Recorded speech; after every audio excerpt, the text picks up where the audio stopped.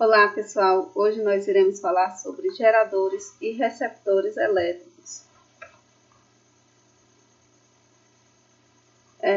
Se a gente olhar à nossa volta, nós iremos perceber que tem vários utensílios que utilizam circuitos elétricos, dos mais simples aos mais complexos.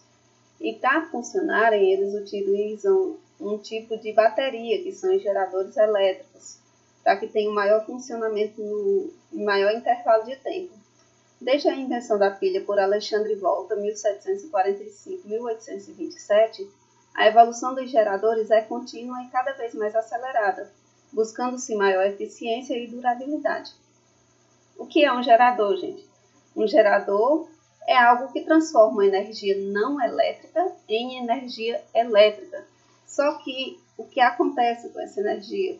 Quando ela passa pelo gerador, parte dessa energia é perdida, ela é dissipada em forma de calor. Ela é dissipada em forma de calor internamente no gerador elétrico. E a outra parte, que não é a perdida, vai ser a energia elétrica, que é a que vai sair. A gente tem um exemplo aí de gerador elétrico, que é a usina hidrelétrica, onde ocorre a transformação de energia potencial gravitacional em energia elétrica. O que ocorre é que a força da água, ela vem com tanta força que movimenta essas turbinas aqui, ó. Ao movimentar as turbinas, esse gerador vai transformar essa energia mecânica em energia elétrica, que vai passar até os fios, que são as linhas de energia. E aí a gente tem um exemplo de usina hidrelétrica de Itaipu, na fronteira entre o Brasil e o Uruguai.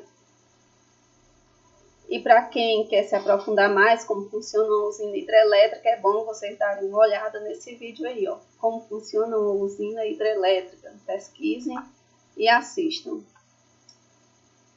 Os elementos característicos de um gerador, lembrando, gente, também que além da usina hidrelétrica, a gente tem outros tipos de geradores.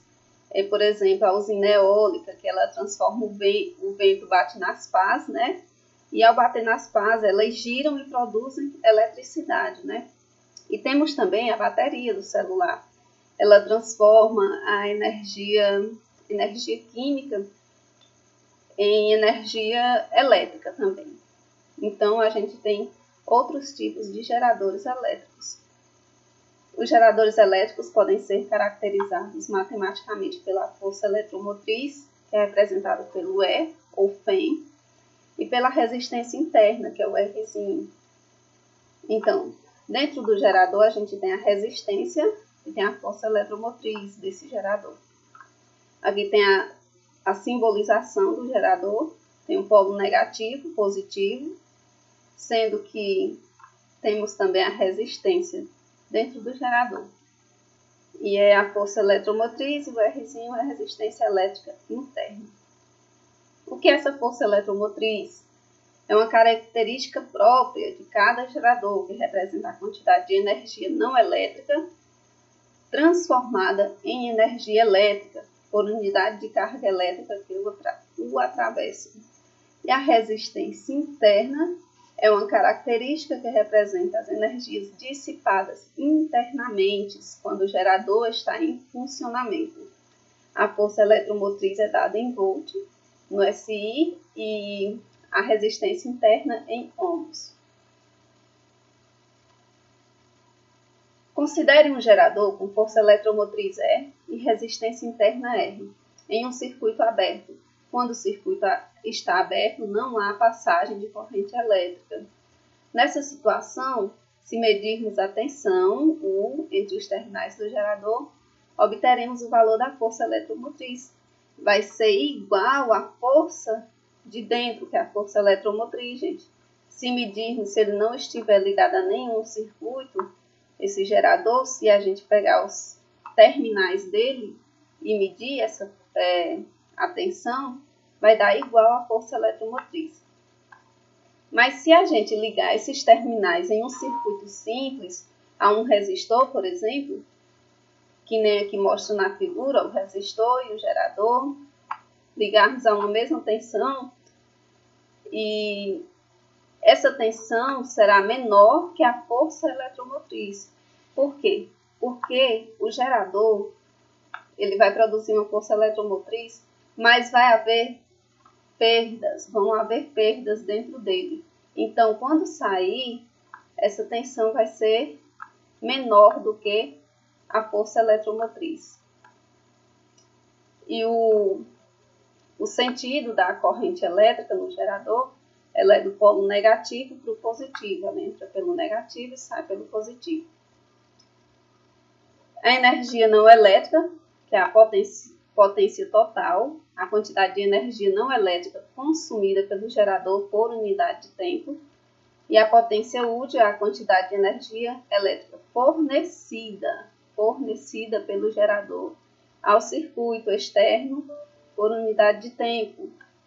E temos também a potência dissipada, que é a quantidade de energia dissipada internamente no gerador por unidade de tempo. Então, a potência total pode ser dada pela potência útil, mais a potência dissipada. Ou seja, eu vou juntar essas duas e vou obter adiantes, antes delas serem separadas. As potências são determinadas pelas seguintes equações. Potência total é a corrente vezes a força eletromotriz. Potência útil, I vezes U, corrente vezes a tensão. E a potência dissipada, R, resistência vezes I ao quadrado, que é a corrente. Rendimento de um gerador. Eu posso obter o rendimento de um gerador. Eu vou fazer a divisão entre a potência útil sobre a potência total. Ou, se eu substituir o valor da potência útil, que é I vezes U, e o da potência total, que é I vezes E, vai ficar I vezes U sobre I vezes E. O I eu vou simplificar. Vou dividir I por I, vai dar 1. Então, vai ficar só U sobre E. Aí tem a equação característica do gerador. Por que é essa equação aí, gente? Nesse caso aí,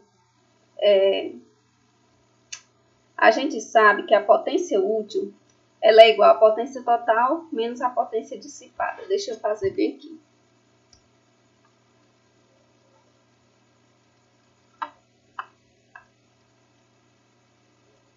Potência útil é igual a potência total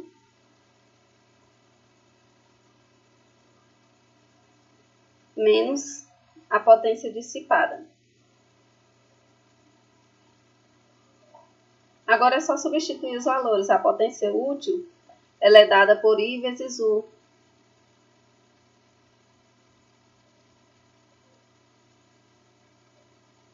E a potência total é dada por I vezes E.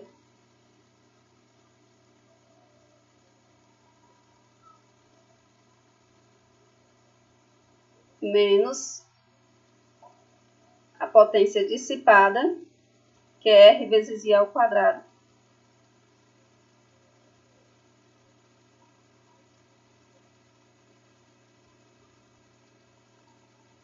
Resolvendo isso aqui, como o I ele é comum a todos eles aqui, ó, a gente pode simplificar, vai ficar U igual a E menos R vezes I. Por quê? Eu dividi tudo por I. I dividido por I dá 1, aqui também vai dar 1. E I ao quadrado dividido por I vai dar I. Por isso, isso aqui deu E menos R vezes I. A tensão é igual a E menos R vezes I.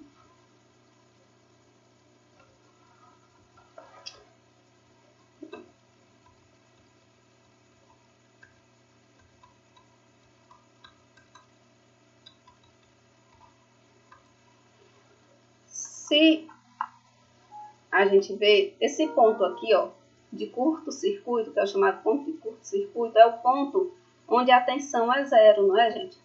Ó, se a gente for lembrar, se aqui fosse o eixo Y e o eixo X, nesse ponto, o eixo Y é a coordenada Y, não é zero? Quando ele está sobre o eixo do X, o ponto Y é zero, ou seja, o U é zero.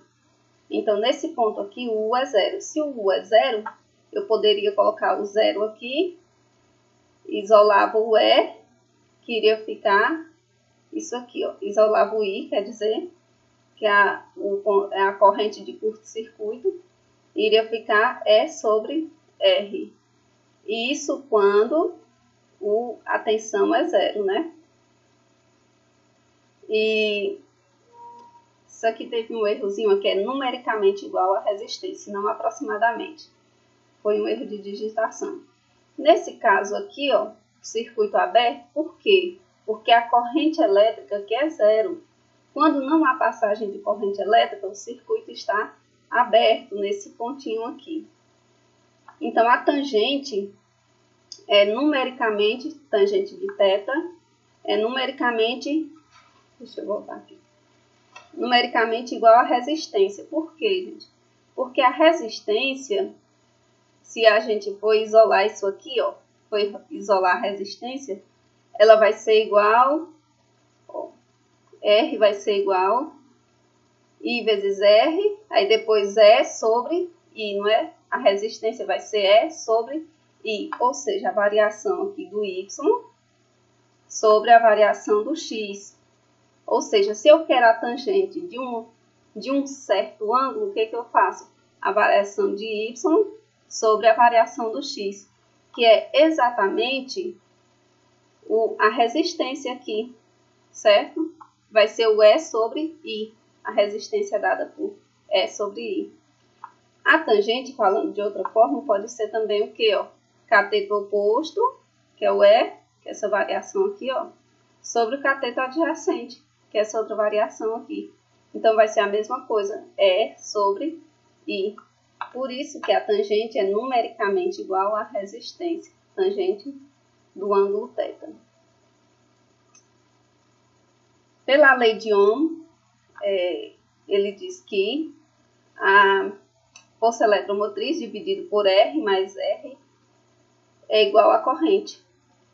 Então, quer dizer o quê? Se no gerador, por exemplo, deixa eu fazer isso aqui.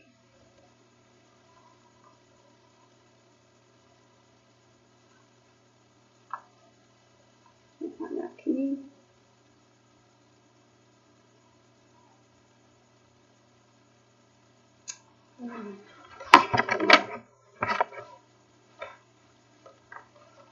Espera um pouquinho. Deixa eu apagar aqui.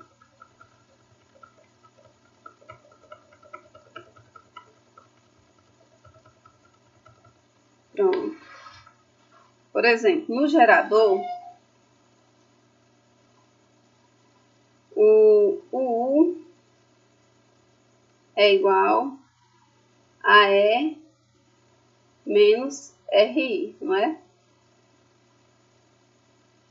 Ou seja, o que sai é igual ao que ele produziu menos o que se perdeu dentro dele, né? E no resistor, U vai ser igual a R vezes I, pela primeira lei de Ohm.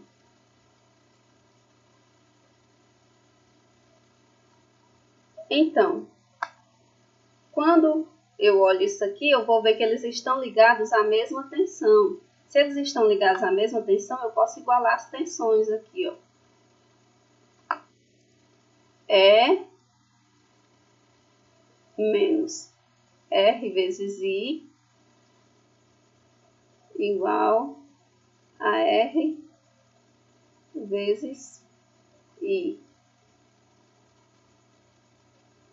Quando a gente iguala isso aqui, eu posso fazer o quê? Só que lembrando que esse U aqui do gerador, ou quer dizer, do resistor, esse R, a gente faz ele maiúsculo, né? Vou fazer aqui ele maiúsculo.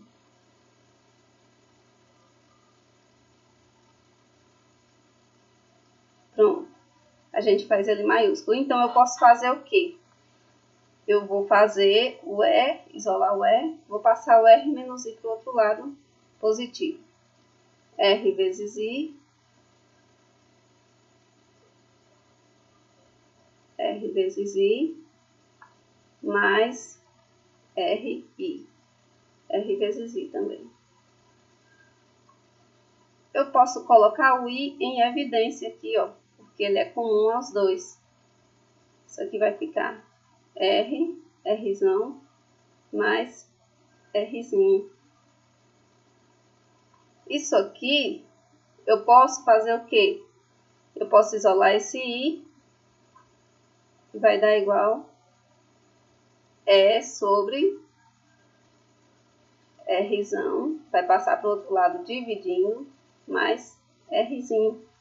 Por isso que a corrente elétrica vai ser E sobre Rzinho mais Rzão. Deixa eu voltar aqui.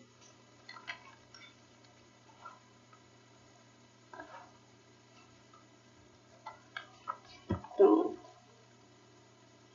Considera-se um gerador ideal aquele que transforma integralmente toda a energia não elétrica que consome em energia elétrica.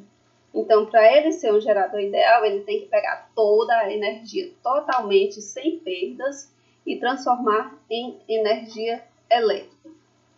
O gerador ideal, a resistência vai ser igual a zero. Ó, no gerador real e no gerador ideal, as diferenças que tem. A resistência interna no gerador real é diferente de zero. No gerador ideal é igual a zero. A diferença de potencial no gerador real é menos R vezes I. Já no gerador ideal é igual ao E, que é igual a constante. Por quê? Porque se isso aqui for igual a zero, aí vai zerar tudo aqui, né? Então vai sobrar só U igual a E, que vai ser uma constante. A representação do gerador real é essa. E do gerador ideal é essa. No gerador real tem a resistência e no ideal não. Associação de geradores. Quando se tem uma associação de geradores, deixa eu mostrar aqui. Aqui tem a força eletromotriz, a resistência interna e N é o número de geradores. O que acontece? Ó? O polo negativo vai se conectar ao polo positivo do outro. E sempre vai ser dessa forma. Quando juntar esses aqui, a tensão deles vão se somar. Vai dar 6, por exemplo. 1,5 vezes 4 vai dar 6. No caso da associação de resistores ou de geradores. Nesse caso aqui, ó, a gente tem as pilhas de controle remoto, por exemplo, elas são associadas dessa forma, em que o polo positivo é associado com o polo negativo. Então, dessa forma, as tensões são somadas. Então, a força eletromotriz equivalente vai ser a soma de todas as forças eletromotrizes. E a resistência equivalente também vai ser a soma de todas as resistências. Resistência 1 mais resistência 2 e resistência 3. Agora, a associação de geradores em paralelo, né? Aqui tem 4 pilhas de 1,5 volt, ó. A gente percebe, ó, que aqui agora ó, o polo negativo está com negativo, o positivo com positivo. Então, aqui eles estão em paralelos, ou seja, a mesma tensão de um vai ser dos outros, da soma total. O que vai acontecer aqui, ó, é que a força eletromotriz vai ser a mesma, não vai mudar, não vão se somar. Ela vai ser a mesma de um, vai ser do grupo todo, da força eletromotriz equivalente. E a resistência equivalente é a mesma lá de associação de resistores, né? Que é R sobre a quantidade de resistências, porque elas são iguais, né? Por isso que a gente divide por N. Tem os receptores elétricos. Os receptores elétricos é praticamente o inverso dos geradores. O gerador gera energia, né? E os receptores, eles recebem. Os receptores elétricos são dispositivos que transformam energia elétrica em energia não elétrica. É o inverso, né? Eles pegam a energia que é elétrica e transformam em energia não elétrica. Os motores elétricos, eles transformam energia elétrica em energia mecânica, né? E as baterias de celular transformam energia elétrica em energia química. A bateria do celular, quando ela está carregando, ela é um receptor elétrico.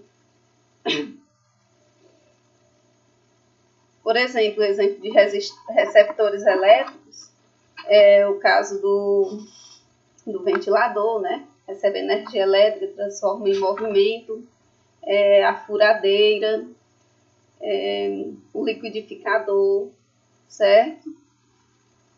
Equação característica do receptor. A equação característica do receptor é bem parecida com a do gerador, só muda o sinal. Por que muda o sinal? Porque o sentido da corrente vai ser do positivo para o negativo. Vai ser o contrário dos geradores. E a representação é bem parecida. Bem parecida. Só vai mudar aqui, ó, que o R, a resistência vai ser R', e a força eletromotriz contra eletromotriz, quer dizer. Nesse caso, é a força contra a eletromotriz. No caso dos receptores, vai ser E'. E a gente tem o gráfico aqui. Esse gráfico foi construído a partir dessa equação aqui, dessa função aqui. Gente, podemos perceber que isso aqui é uma função do primeiro grau, uma função afim. Porque, olha, a função afim é do tipo y igual a x mais b, ó. Isso aqui seria, ó, ax mais b. Isso aqui é a constante, a força contra a eletromotriz. E o que vai mudar? Vai ser o I e a tensão. O R e a força eletromotriz, elas são constantes. Então, vai depender da tensão e da corrente. Por exemplo, quanto maior for a tensão aqui, maior vai ser a corrente. É o contrário do outro, deixa eu voltar aqui, dos geradores, que quanto maior a corrente, menor vai ser a tensão. Então, quando a corrente é máxima aqui, ó, a tensão é 0. Nesse caso aqui também é uma equação, é uma função do primeiro grau, porque é uma reta. Só que essa aqui vai ser decrescente, ó. Ela começa lá em cima e vai descendo. Tá vendo aqui, ó, que o A é negativo? Certo? Ó, y igual a x mais b. Certo? Nesse outro caso aqui, ela é uma equação crescente, uma função crescente. Ó, ela começa aqui embaixo e vai crescendo. Da mesma forma, a tangente de θ vai ser igual à resistência. Então, vai ser da mesma formazinha. Por quê? Porque a variação aqui da tensão dividida pela variação da corrente. Vai ser a mesma coisa. Tem o circuito gerador, receptor, resistor. Aqui a gente tem um gerador, tem um resistor e um receptor. Se no circuito não estiver, como é que se diz? Não estiver claro quem vai ser o gerador e o receptor. Se, por exemplo, não tivesse esse nome, gerador, nem receptor, e se não tivesse essa linha aqui e nem aqui. Se fosse igual aqui, E igual a E aqui, e o R igual a R aqui. Como que eu iria saber quem seria o gerador e quem seria o receptor? Primeiro, eu iria olhar para a força eletromotriz. Se essa aqui for maior, então ele vai ser o gerador, certo? O gerador, ó, ele vai da corrente negativa para positiva. E o receptor da positiva para a negativa. Então, se não tivesse dizendo quem era o gerador e o receptor, você vai lá ver quem tem força eletromotriz maior, porque é quem vai gerar, né? Gerar energia. E o outro é que vai receber. Força eletromotriz é o E. Esse R aqui foi um errinho também que saiu. E a força contra a eletromotriz, que é essa daqui, do receptor, resistência interna nos dois, é o Rzinho. E aí, a gente tem uma generalização da... Deixa eu ver bem aqui. Uma generalização daquela outra fórmula, que é E sobre R mais R sobre R mais R. Aí é uma forma generalizada, ou seja, o somatório dos E's menos esse Ezinho aqui, ó, é do primeiro, do gerador. Então, esse aqui é o somatório do E. Aqui ele só colocou um, não colocou somatório. Por quê? Porque só tem um gerador. E aqui também ele só colocou um, porque só tem um receptor. E aqui as resistências, vai ser o Rzinho daqui, o R daqui e esse outro Rzinho aqui. Dependendo da quantidade que tiver no circuito, aí a gente vai colocar aqui. Se aqui tivesse mais de um receptor, eu iria colocar todos eles também. E iria subtrair o gerador menos o receptor, o valor deles, né? E sobre as resistências aqui, a soma das resistências. Sim, é uma generalização da lei de Ohm-Collier, que é aquela outra leizinha aqui. Deixa eu voltar a mostrar para vocês. Deixa eu ver.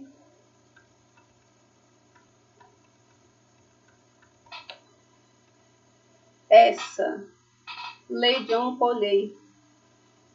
Aquela lá é uma generalização dessa fórmula, que eu tinha esquecido o nome, que é meio difícil. Certo? E é isso. Eu vou passar umas questões no WhatsApp para vocês resolverem.